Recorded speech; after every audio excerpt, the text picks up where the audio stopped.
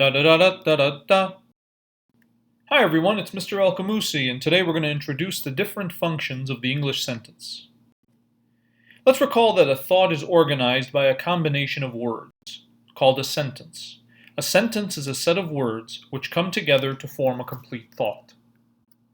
There are different types of thoughts that can be expressed in a sentence. In this lesson, we're going to examine these sentence types and their functions. Let's consider these examples. There are 4 sentences which are all essentially talking about the same thing, a pencil on a table. But it would be incorrect to assume that they're all the same sentence or that they express the same thought. In fact, these sentences are quite different from one another. So let's examine each sentence more carefully, beginning with the first one.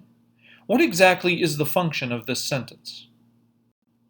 Essentially, the sentence's purpose is simply to state an item of information. Sentences which convey information are called declarative sentences, and they often end with a period. You can argue that the second sentence here is also stating information. However, there's one crucial difference between this sentence and the previous one, which is that the purpose of this sentence is to demand or request an action. Sentences that function like this are called imperative sentences, and they also often end with a period. This sentence, on the other hand, does not convey information nor make a command, but instead seeks information in the form of a question. Question sentences, which seek or expect a response, are called interrogative sentences. They often end with a question mark. And finally, sentences which convey information or expression, and do so with strong emotion, are called exclamatory sentences. These sentences often end with an exclamation point. A sentence is defined as a complete thought which begins with a capital letter and ends with punctuation. Proper punctuation is a fundamental component of effective communication. We will examine punctuation and each punctuation mark in another lesson series. For now, let's review what you've learned so far about sentence functions. Number your page from 1 to 9.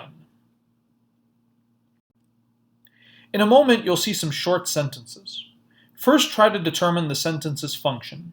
Then, insert the correct punctuation mark at the end of the sentence. You may begin.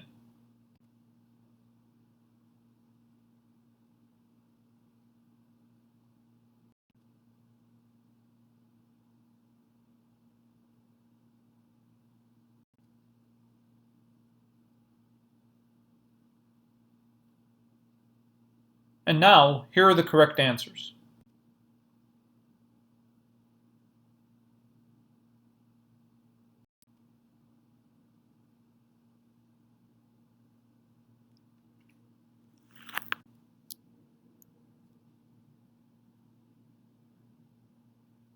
Hopefully this lesson helped you learn to distinguish between the different functions of the sentence.